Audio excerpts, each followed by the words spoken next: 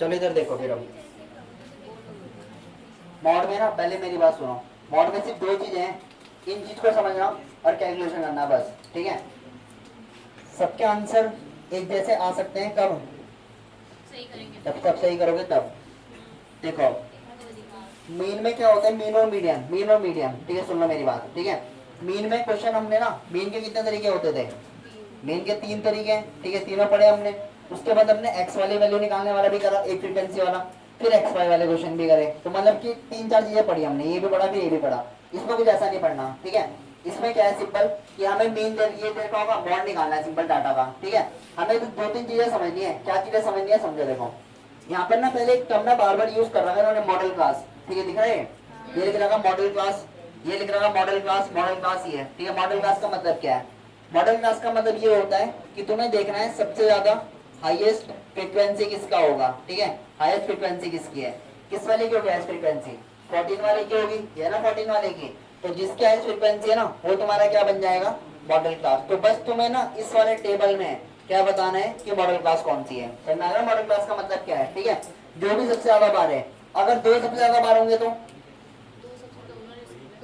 होगा नहीं ऐसा क्वेश्चन में, सुनो मेरी बात, ठीक है, दो मॉडल क्लास थोड़ी ना हो सकती है, ठीक है। अगर यहाँ पर 9 होता, अब क्या होती मॉडल क्लास, अब जिधर 14 होता, अगर इनकेस दो चीजों की फ्रीक्वेंसी 14 होती, ऐसा होगा नहीं ना। अगर ये 14 होगा तो हो नहीं सकता ऐसा, क्यों नहीं हो सकता, दोनों की दोनों मॉडल क्लास थोड़ी ना हो जाएंगी, एक भी तो होगी मॉडल क्लास, क्वेश्चन गलत है वो, ठीक है, होगा नहीं ऐसा, ठीक है। दो नंबर यहाँ पर 2 लिखा था ना मैंने, ठीक है। देखो मॉडल क्लास में क्या होगा, मॉडल क्लास का मतलब हाईएस्ट फ्रीक्वेंसी वो लिख देना। अब मेरी बात समझो, बस कुछ नहीं करना है, ये फॉर्मूला याद रखना है और कैलकुलेशन करनी है, इनका मतलब समझना है। अब देखो कैसे, ठीक है, एक एक करके सबकी वैल्यू लिखते हैं। पहले L इक्वल टू क्या लिखा है मैंने, lower limit of model class, lower limit of model class, model class कौन सी वाली आ गई, ये वाली आ गई, इसकी लोअर लिमिट कौन सा वाला होगा, ये होती है। इधर वाले जो नंबर होते हैं इनको हम क्या बोलते हैं, इसको बोलते हैं लोअर लिमिट, और जो इधर वाले होते हैं इन वाले को हम क्या बोलते हैं, अपर लिमिट। तो यानी कि इसका मतलब इस वाले की मॉडल क्लास की लोअर लिमिट क्या है, 40, तो L की जगह पे कितना आ गया, 40 आ गया। F1, F0 और F2 सिंपल तरीका सिखाता हूँ, पहले यहाँ से समझ लेते हैं फिर देखो। F1 का मतलब क्या लिखा, फ्रीक्वेंसी ऑफ मॉडल क्लास, इसकी फ्रीक्वेंसी कितनी है 14 है, तो F1 कितना हो जाएगा 14, समझ में आ गया नहीं, ठीक है। Frequency of preceding model class मतलब पहले, पहले का मतलब क्या हुआ, जो पहले वाली फ्रीक्वेंसी है। तो F0 का मतलब कि 14 से पहले कौन होगा, जस्ट 12 लिखा होगा, तो यहाँ पर कितना आ जाएगा 12, समझ में आ गया ना, ये इधर देखनी थी इधर। F2 का मतलब सक्सीडिंग का मतलब होता है बाद में, तो इसका मतलब जो फ्रीक्वेंसी बाद में हो जाएगी, तो इसके बाद में कौन सा वाला हो जाएगा, तो ये हो गया। और तुम ऐसे भी समझ सकते हो, देखो जैसे ना F1 क्या लिखा, F1 14 लिखा, तो 1 से पहले कौन सा नंबर आता है, 0 आता है ना 1 से पहले, और 1 के बाद कौन सा नंबर आता है, 2 आता है। अगर ये 1 है, अगर ये वाला 1 है तो 1 से पहले 0, तो देखो 1 अगर 14 है तो पहले 0 वाला कौन हो जाएगा, 12 हो जाएगा, और इसके बाद वाला 1 के बाद 2 आता है, तो यानी कि F1 के बाद F2 कितना हो जाएगा, इसके दूसरा नंबर 2 हो जाएगा, ऐसे भी याद कर सकते हैं, ठीक है। वैसे सिंपल ही है, इसको इधर से भी याद करोगे तब भी हो जाएगा।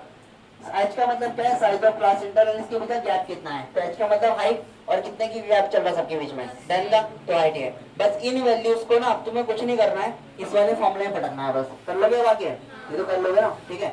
चलो पहले इतना बता दो, फिर इसको मैं कराता हूँ। देखो इधर देखो, पहले मॉड का वैल्यू निकाल लेते हैं, एल इधर देखो, इधर एल का वैल्यू कितना होगा 40 होगा, कैलकुलेशन देखते रहना बस, प्लस F1 का वैल्यू कितना होगा 14 लिख रहा का, F0 का वैल्यू कितना है 12 हो जाएगा, पूरे के अपॉन में 2F1, तो इसका दोगुना कितना हो जाएगा 28 हो जाएगा, ऐड कर दो ना, 28 माइनस F0 कितना होगा 12, और ये कितना हो जाएगा 2 मल्टीप्लाई 10, 40 ऐसे आएगा, यहाँ पे 2 बचेगा, ये कितना आएगा 14 हो गया, 28 में से ये गया कितना बचेगा 14, और ये हो जाएगा 10, ये होगा ना 10 हो गया, ठीक है। 2 से काट लो, कितनी बार कटेगा 7 बार, तो ये कितना आ गया 40 प्लस 10/7, पॉइंट में निकाला 10/7, किसी ने निकाल लोगे इसको, पॉइंट में निकाल लोगे, ठीक है। कितना आ रहा 1 पॉइंट, और आगे 42, तो इसको प्लस करोगे कितना आएगा 41.42, ये तुम्हारा मॉड, समझ में आ गया ना मॉड कैसे निकालना है।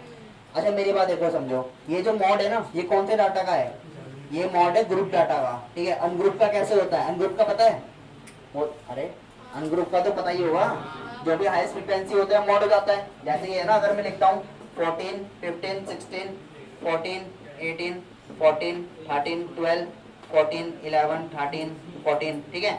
इनमें सबसे ज्यादा बार कौन सी बार आ रहा, 14 सबसे ज्यादा होगा, तो इसका जो मॉड हो जाएगा, इसका मॉड कितना हो जाएगा 14।